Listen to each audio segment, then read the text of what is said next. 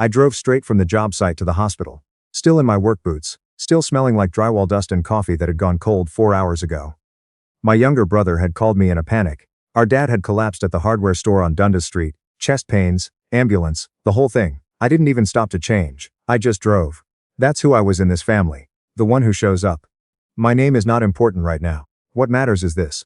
I was 32 years old, running a small renovation company out of Mississauga, working 70-hour weeks. And for the past 3 years I had been quietly, steadily, without a single complaint, keeping this entire family from falling apart financially. Not out of obligation. Out of love. Because that's what you do. My dad had a bad heart and worse luck. He'd been running his own plumbing business since before I was born, but a series of bad contracts and one genuinely dishonest partner had left him with more debt than equity by the time I graduated high school. My mom worked part-time at a dental office in Burlington. It was enough to keep the lights on, but not enough to keep the house. Not after the second refinancing. So I stepped in. Not loudly, not with any announcement. I just started covering things.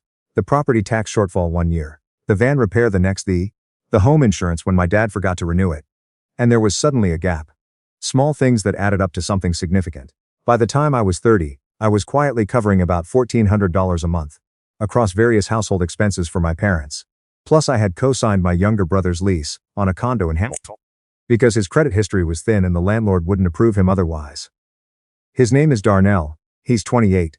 He works in digital marketing and he has always been, let's say, the easier one to love. That's not bitterness. It's just the truth.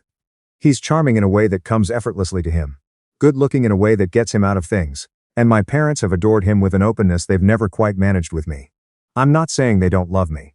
I'm saying Darnell has always been the son in that family, and I've been something more like a utility pole. Necessary, unglamorous, easy to overlook. I had accepted that. I really had. What I hadn't accepted, what I never could have anticipated, was my fiancée. Her name was Petra. We had been together for 4 years and engaged for 8 months. She was a project manager at a construction firm, downtown Toronto. Sharp and organized and funny in a dry way that took people a while to catch on to. I loved her without reservation. I had put a deposit down on a venue in Niagara-on-the-Lake. I had called her parents in Calgary to ask formally, the old-fashioned way, because I thought that mattered. I had picked out a ring that took me 4 months of research to find. We were getting married in September. I found out in March. I'd been at a job in Oakville, a full gut renovation on a Victorian semi-this, and the crew had to stop work early because of a waterline issue the inspector flagged. I was supposed to be on site until 6. I was home before 3. Petra and I had been living together in a townhouse in Port Credit for 2 years. When I pulled into the driveway I noticed her car. I also noticed Darnell's car. His was easy to recognize. It had a dent in the rear bumper I'd actually helped him pay to fix the previous fall, and he still hadn't gotten around to it. I didn't think anything of it. Darnell came over sometimes. He and Petra got along fine. I thought it was nice actually, that my brother and my fiancée had a comfortable relationship. Some couples have friction with in-laws and siblings. I'd been grateful we didn't.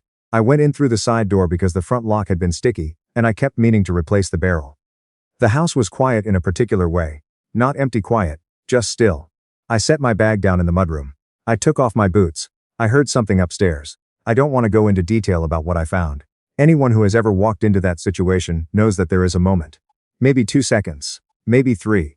Where your brain simply refuses to process what your eyes are showing it. Like a computer that encounters a file, it doesn't have the software to open. And then it opens anyway. I stood in the doorway of my own bedroom for long enough that they both saw me. Petra said my name. She said it twice. Darnell said something that wasn't words, just sound. I left. I drove around Port Credit for about 20 minutes without going anywhere. I ended up parked in the lot behind the waterfront trail, watching a pair of geese argue near the water. It was cold for March. The lake was still partly frozen at the edges. I sat in my truck with the heat off and I tried to decide if I was going to be sick. I wasn't. I was something else. Something quieter and colder than anger. When I came back, Darnell's car was gone. Petra was sitting in the kitchen with her hands around a mug of tea she wasn't drinking. She had changed clothes. She started talking before I'd even taken my jacket off. She said it had only happened twice. She said it was a mistake. She said she didn't know how to explain it. That she wasn't herself. That she was scared about the wedding. That Darnell had been there when she needed to talk. And things had gotten complicated. She said, complicated like it was a weather system that had moved in without anyone's consent. I stood at the kitchen counter and I listened to all of it. Then I said, I'm going to need you to leave. She said she didn't want to leave. She said we had built something together. She said she wanted to fix it. I said, you've had a lot of time to want that. You should have wanted it before March. She left that night. I helped her carry 3 bags to her car. I was not cruel. I did not raise my voice. I did not say half the things that were cycling through my head. I held the door and I watched the taillights disappear. And then I went back inside and sat in the kitchen for a long time. My mother called the next morning. Darnell had told her, "I want you to understand what it felt like to pick up that phone expecting I don't know something, acknowledgement. Horror on my behalf. Some version of a parent's voice wrapping around the wound. I had just discovered that my fiancée and my brother had been sleeping together in my house. I was still in the same clothes I'd worn the day before. I had not slept. My mother said, "Sweetheart, I need you to hear me out before you do anything drastic." I said, "Okay." She said that Darnell was devastated. She said he hadn't meant for any of this to happen. She said he was a young man who made a mistake and that I knew, better than anyone, how much Darnell struggled with things. She said the word struggled like it was a diagnosis. I said, "Mom, he slept with my fiancée. In my house, multiple times." She said, "I know, and that's wrong, but family is family." I asked her what that meant. She said it meant that she hoped I would find a way to move forward without cutting Darnell out of my life. She said, she hoped Petra and I could work through it. She said she believed in forgiveness and she hoped I did too. I said I needed to go. I called my dad that afternoon. He is not a man who does emotional conversations well under the best circumstances, and this was not the best of circumstances. So he was sorry this happened. He said he was sure Darnell hadn't meant to hurt me. He said sometimes people do things they regret. I said, "Are you taking his side?" He said, "I'm not taking sides. I just don't want to lose a son over this." I said, "You mean you don't want to lose him?" He didn't answer. That silence taught me everything I needed to know. I want to be precise about what happened next, because I think it matters. I did not explode. I did not send a group text to everyone in the family. I did not show up at my parents' house and make a scene. What I did was spend about 2 weeks being very quiet and very deliberate. And during that time I had several conversations with a lawyer friend I'd gone to Ryerson with. And I looked very carefully at every financial arrangement I had with my family. Here's what I found. The lease in Hamilton I had co-signed for Darnell. He had 8 months left on it. The landlord had required a co-signer because Darnell's credit score, at the time of signing, was not sufficient. My name was on that lease. If Darnell stopped paying rent, the liability was mine. My parents' property tax situation. I had been covering the shortfall on their account every year since 2021. The house was in my father's name. I had no formal arrangement, no promissory note, nothing. I had been doing it out of a handshake understanding that I was helping the family. The insurance policy on my mother's car. I had added her to my own multi-vehicle policy 3 years ago to lower her rates. She was saving about $60 a month because of that arrangement. And then there was the small business loan my father had taken out in 2022 to buy a new van for his plumbing business. A loan he had applied for, partly on the strength of a reference letter I had written, and partly because I had verbally guaranteed to the credit union that I would cover payments in the event of default, not in writing. Verbally. But I had said it, and my father had gotten the loan. I sat with all of this information. Then I made some decisions. I called the landlord in Hamilton and explained that I would be withdrawing, as co-signer, at the end of Darnell's current lease term and would not be renewing. The landlord wasn't thrilled, but there was nothing he could do. I had the right to not renew. He informed Darnell directly, as per their agreement, that the lease would require a new co-signer or sufficient credit score to renew independently. I called my insurance broker and had my mother's vehicle removed from my policy. I let the renewal date do the work. I just didn't re-add her. Her premiums went back up by the end of the month. I called my parents and told them I would be stopping the property tax top-ups, effective immediately, and that they should plan accordingly, and the business loan. I called the credit union and clarified, in writing, that I was formally withdrawing any informal guarantee I had previously expressed. They noted it. It didn't change the loan terms, but it meant my liability was officially removed. None of this was dramatic. None of it happened in one phone call. It was paperwork and patience, and the quiet satisfaction of untangling.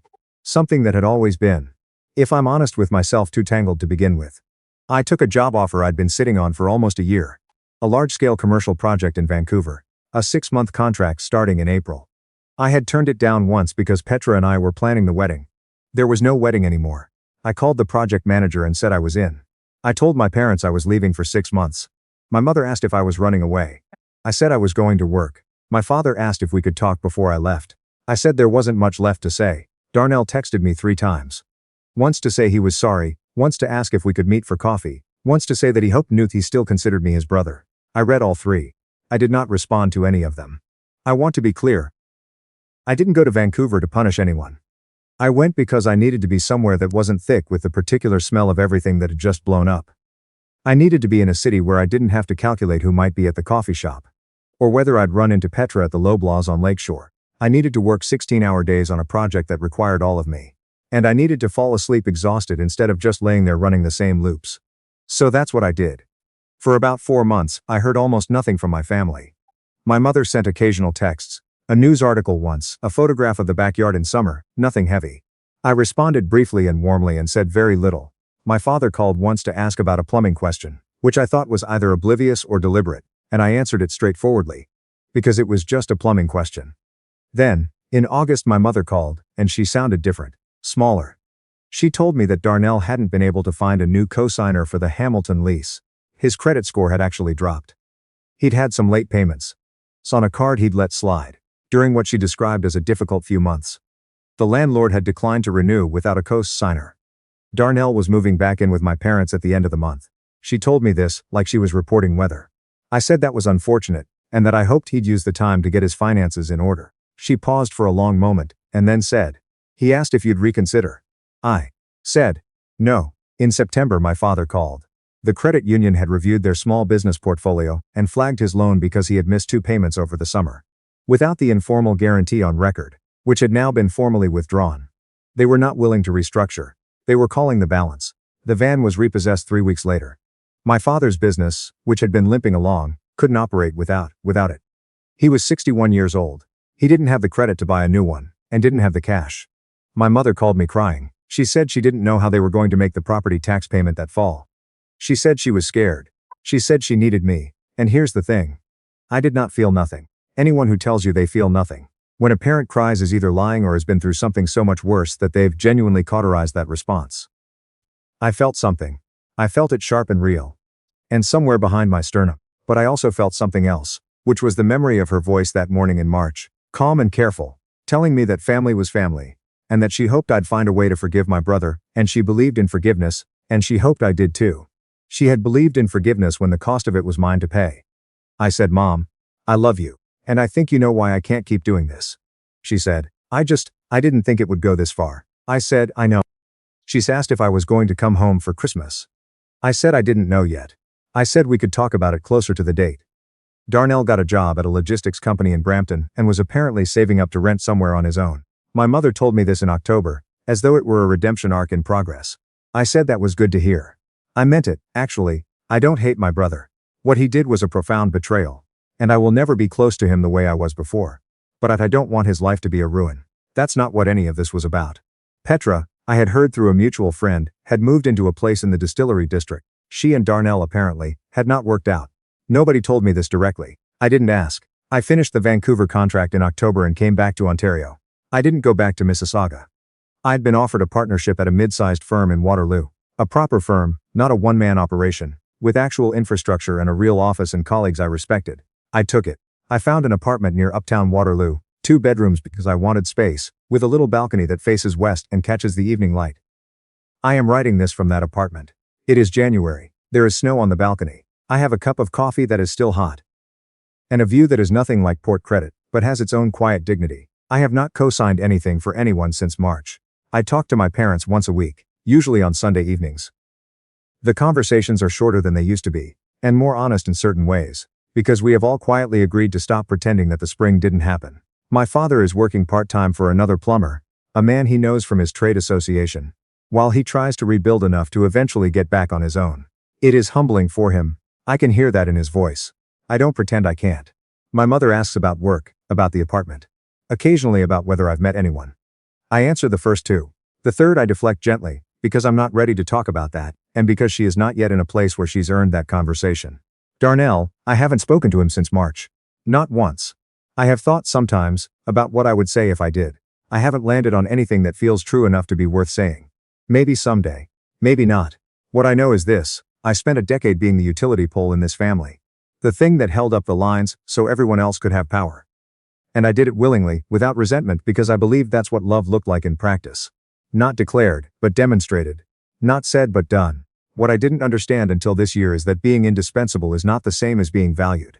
That people can need you completely, and still not treat you like you matter. That family is a sentence that sounds like love but sometimes functions as a debt you never agreed to carry. I'm not angry anymore. That surprised me actually. I thought the anger would be the last thing to go. But somewhere between Vancouver and Waterloo it just became something else. Not forgiveness exactly. More like clarity. I know who I am now without all of it.